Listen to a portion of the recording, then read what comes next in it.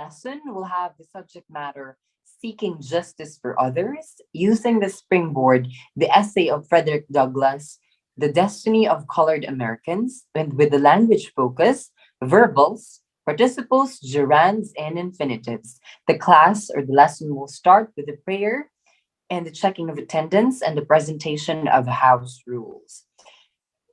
Now, this will be the motivation of the review of the previous lesson and the presenting of the new lesson.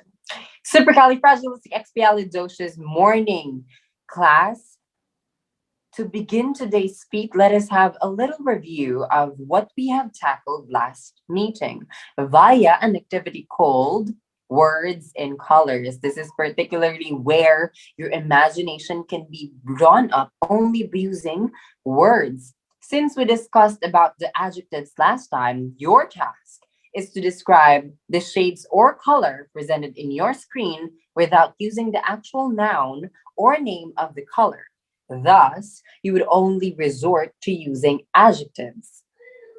For example, the first color presented in your screen, I would describe it as a symbol of life.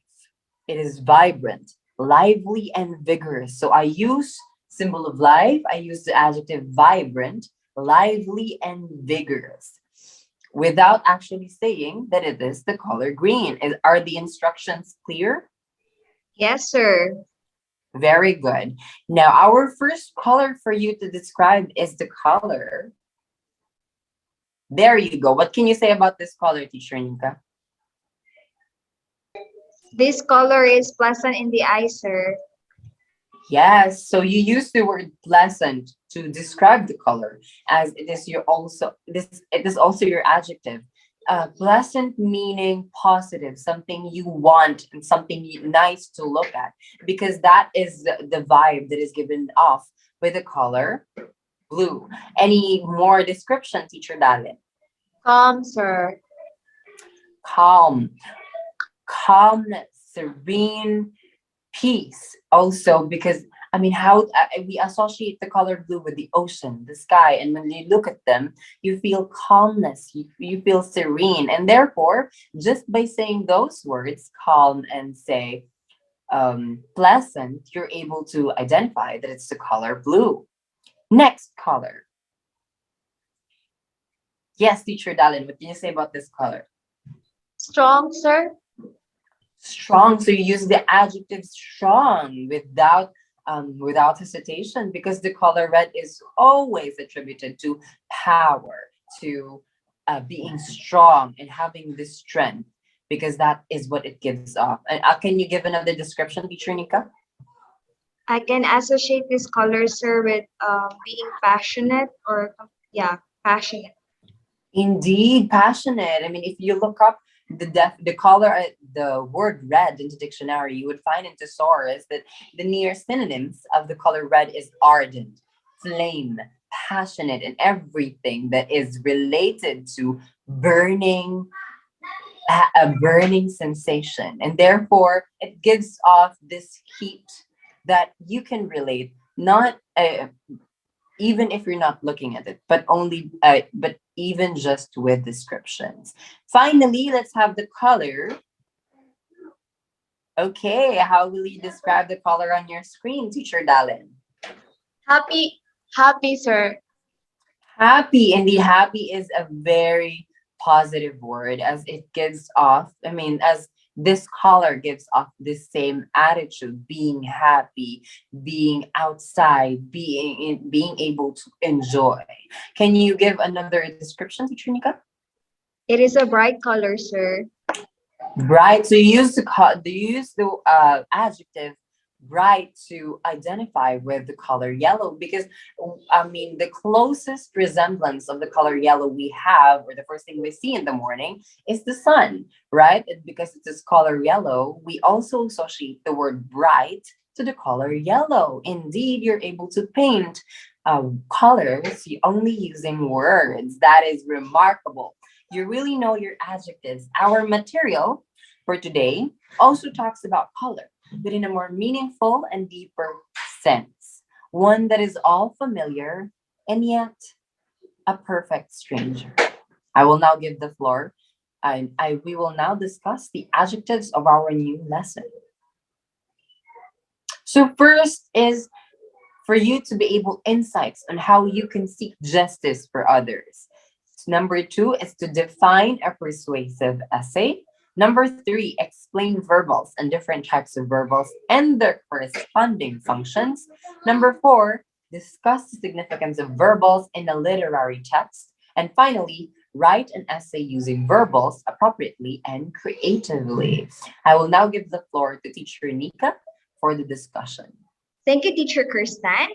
Last synchronous meeting, we assigned and we posted an assigned reading in your Google Classroom as an essay titled The Destiny of Colored Americans by Frederick Douglass. Now we're going to explore and delve deeper into this piece by answering some questions in a creative way with an activity called M for melanin. Now each of this letter with a corresponding shade has some descriptions and questions that you are going to answer. But for you to be able, for me to give you a background or an overview about melanin, let's unravel letter M. Okay, letter M stands for obviously melanin. It is a pigment of brown to black occurring in the hair, skin, and iris of people. Now, the higher the presence of melanin in the person, the higher or the stronger the color or the pigment of brown to black in the person's hair, skin, and eyes. However, despite how strong or dark these colors are, these are still beautiful. And we can truly say that these are beautiful as we go further with our discussion. Okay, now let's go back to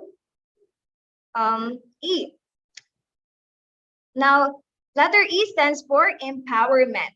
Okay, these colored Americans were seeking for empowerment, and where there is empowerment, there is justice. Now, can you cite some of their demands for equality and equity or for justice? Anyone?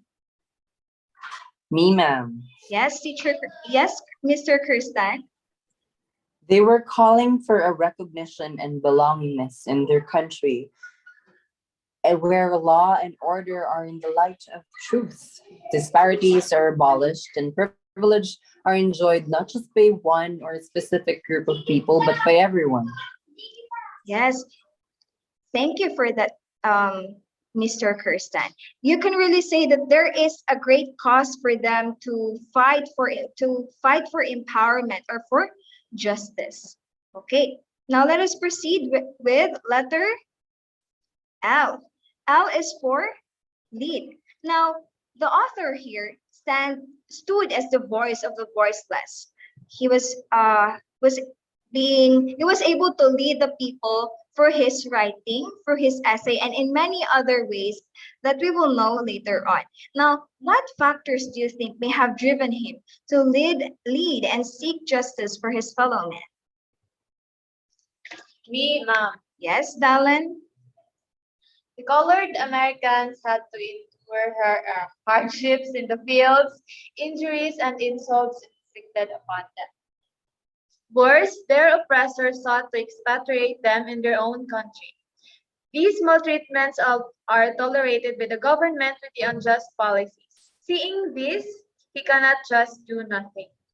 Yes, seeing and experiencing these inflictions and afflictions caused by the other complexions, there is really a motivating factor, or there is really a drive for you to lead these people, especially if they haven't yet mastered the courage to do so. So if no one will start, who will? So that was how Frederick Douglass able to lead the people. Okay, let us proceed with letter A. Now, A is for admire. I know you have a lot of things to admire about these colored Americans, and I'd like to know what things or thing do you admire about them? Me again, ma'am. Yes, Dallin. I admire their endurance and perseverance. They did not just go with the hardships, but also against them, as soon as they mustered the courage to do so. That is also an admirable answer. We know that from the experiences of these colored Americans, they stood great. They still had their greatness, and that is something admirable and worth emulating. And to proceed with the letters, with the remaining letters, I will now turn over the virtual floor to our next teacher, Teacher Dalen. Thank you, Teacher Nika. Good job, class. You were able to answer our questions so far. I hope you keep the same enthusiasm and participation as we go further in our discussion. We have the next letter N for natural. The question is, why do you think colored Americans up until now take pride of their color? Anyone can answer this question? Yes, Mr. Gerstan. I believe that there's a story that made their color more beautiful. It is a story of success with peace and justice restored among themselves and along with others. Thus, no wonder they are proud of what they have and what they have achieved. Yes, thank you, Mr. Gerstan. That's right. The colored Americans endured a lot because of their color, yet they derive strength and purpose in who they are and to fight for their rights. Next, we have the letter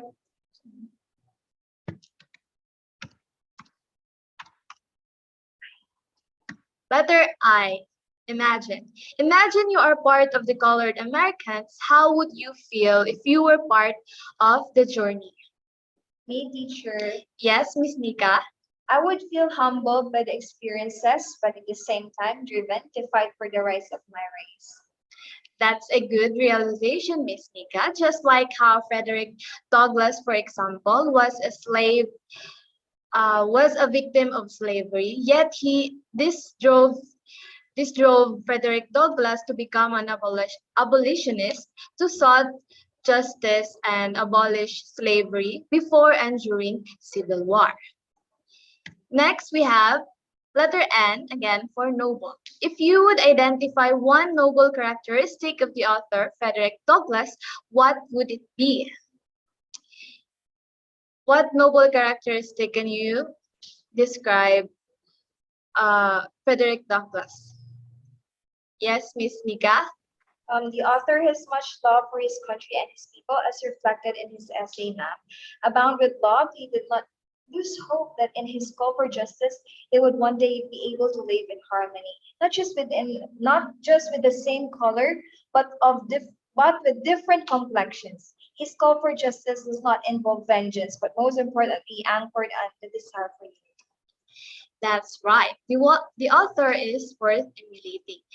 And he was able to deliver these excellent and profound literary works like this essay, Destiny of the Colored Americans, because he underwent all of this prejudice and oppression against his race.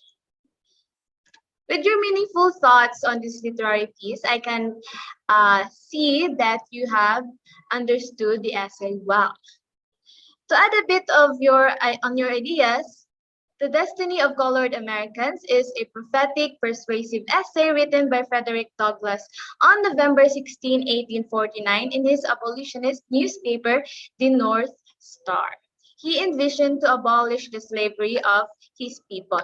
He was born a slave in 1818 at Maryland, as I have mentioned earlier, and he escaped at the age 20 and became an editor, abolitionist, and feminist. He is an advocate of the human rights and the women's rights. And he also traveled widely and perilously to lecture slavery. But what makes this essay, The Destiny of the Colored Americans, a prophetic essay?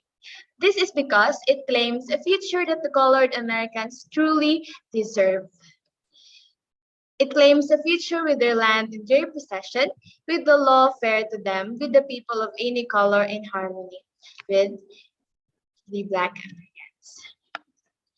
With this optimism, class, do you How do you find this essay persuasive? Were you persuaded by the message of this essay?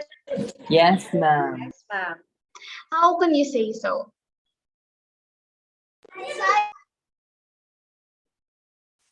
It Uh, persuaded me as a reader to become hopeful also and to work for it. yes, thank you, Mr. Kirsten. Exactly. A tomorrow is not just something hoped for, it is also worked out. When there is persuasion, it is usually followed by action. As you have observed, it does not explicitly persuade, but it gives a feeling that you are being persuaded. How is this so? How were you persuaded by this essay? Anyone? Me, ma'am. Yes, Miss Mika.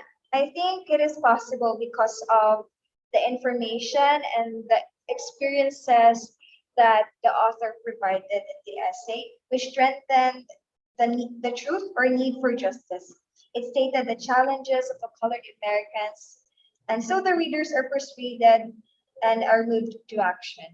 That is deep, Miss Mika. In fact, as we read the injustices the colored Americans underwent, as enumerated by Mr. Frederick Douglass, we felt sympathy for them and anger at the oppressors. We are persuaded to seek justice for them and to honor them what they are due, a comfortable and peaceful place in their motherland. In this connection, Destiny of Colored Americans is a type of persuasive essay which explains a, a specific topic and attempts to persuade the audience that your point of view is the most informed, logical, and valid perspective on the topic. Behind the desire of justice expressed in the essay are unique words that help us better understand the reality and degree of their needs. And these words are called verbals. What word comes into your mind when you hear or read the word verbals, class? Verbs, ma'am. Yes, by a glance you may think that verbals have a connection with verbs. And that is right. Verbals are in the form of verbs but function as either nouns, adjectives, or adverbs. There are three types or forms of verbals. First, the participles, which includes the past participles, and present participles. The second, gerunds, and third, infinitives. For the first form, we have the participle. It is a type of a verb form that functions as an adjective.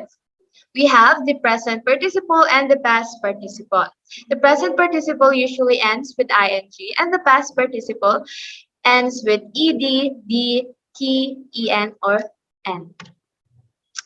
We have here example of where a past participle verbal is used. This is from the excerpt of the essay, The Destiny of the Colored Americans. Long have his enemies sought to expatriate him, but in spite of all their cunning schemes and subtle contrivances, his footprints yet mark the soil of his birth.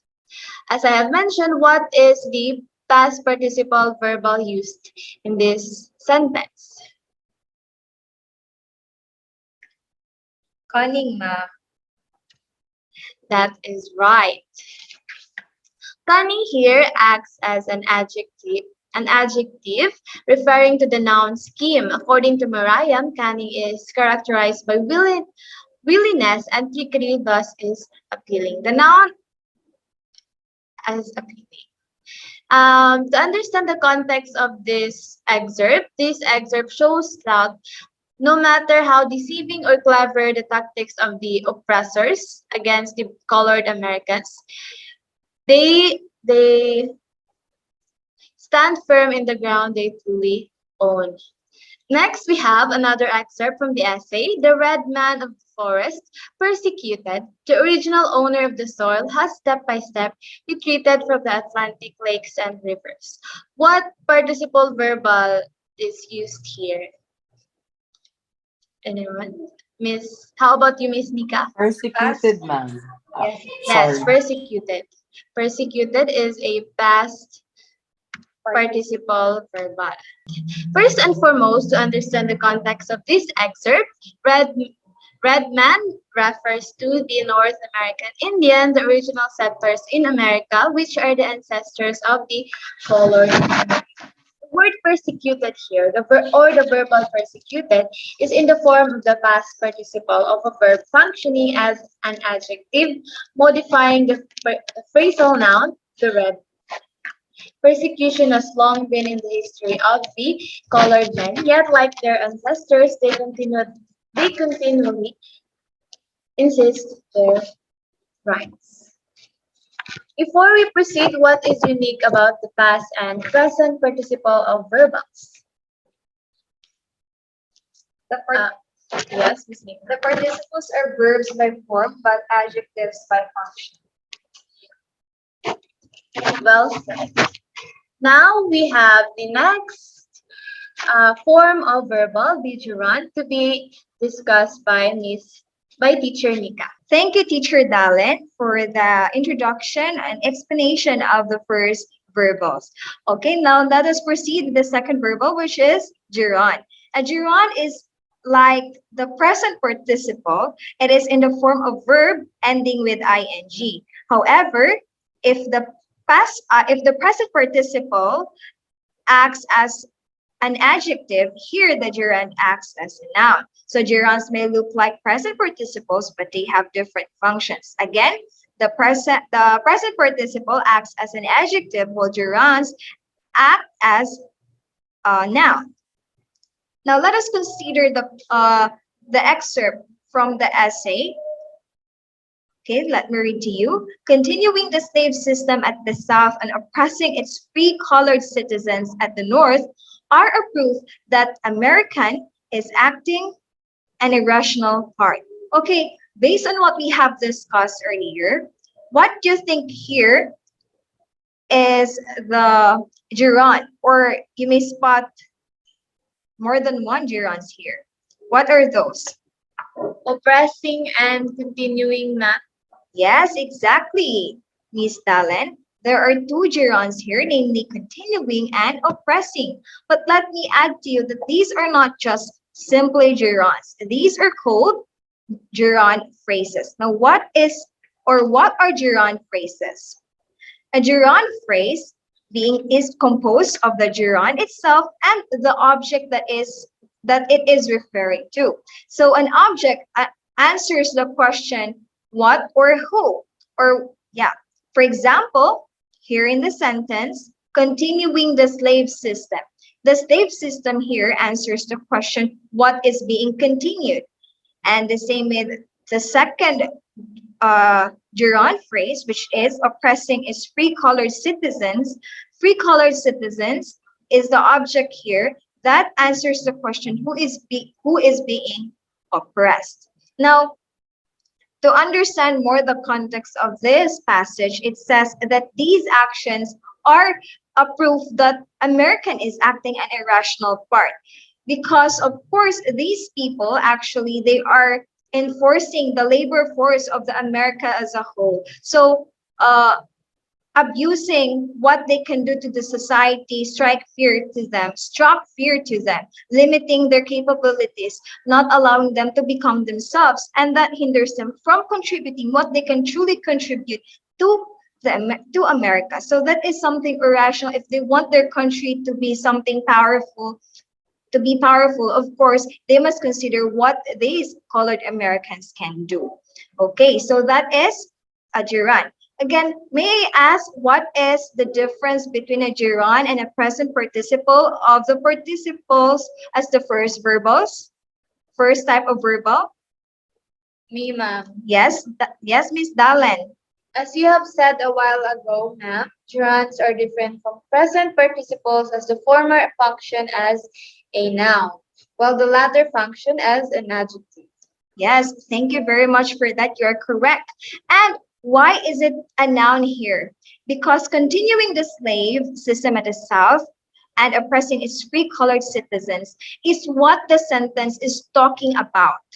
Or it is the subject of the sentence that is being modified by the predicate, no? By the predicate which starts with are a proof that American is acting an irrational part.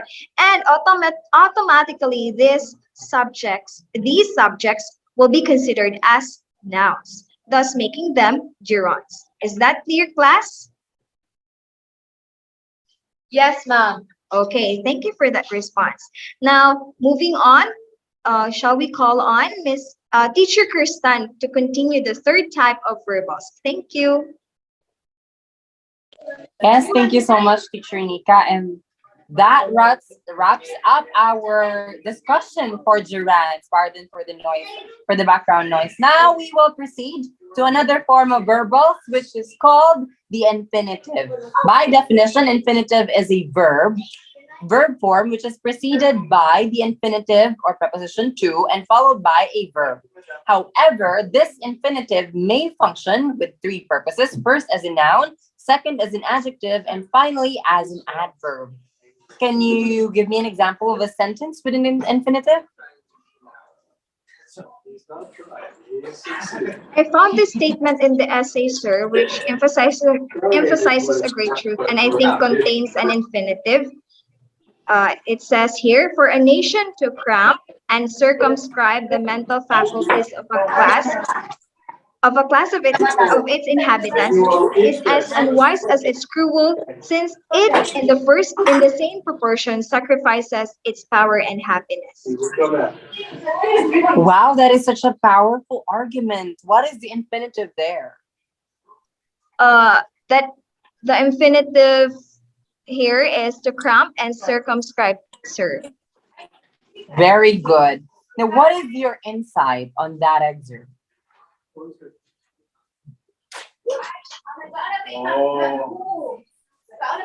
They're so angry. My insight, sir, is that citizens must not be deprived of their plain education, as it also hinders the full access to power and Indeed. The pursuit to eradicate or remove the colored Americans from their own country is not just a foolish act, it is inhumane. Thus, strong is their will to reclaim what they truly possess. And it's admirable that you find citizens to be not depraved in the way that they are, and how the colored Americans are portrayed to. I'm one with you. Now, the second function of infinitive is as an adjective. Consider this truth from the passage. The effort to drive from this country among probable events can never prevail. The infinitive phrase to drive modifies the noun effort by adding information. Look, to drive, and then it modifies the noun effort because the effort is among the probable events can never prevail, right? As you have noticed, consistency is displayed throughout the essay. There are immovable and fearless of any opposition. Do you agree, class? Yes, sir. Very good. Now let's look at the final function of an infinitive. Infinitive functions also as an adverb. Take a look at this one. We direct our attention to that policy to remonstrate against it, as fraught with evil to the white man, as well as to his victim. Can you identify what is the infinitive in the sentence? To remonstrate, sir. Indeed. Now, what made you identify to remonstrate rather than to the white man? Because both of them uses the word to. Uh,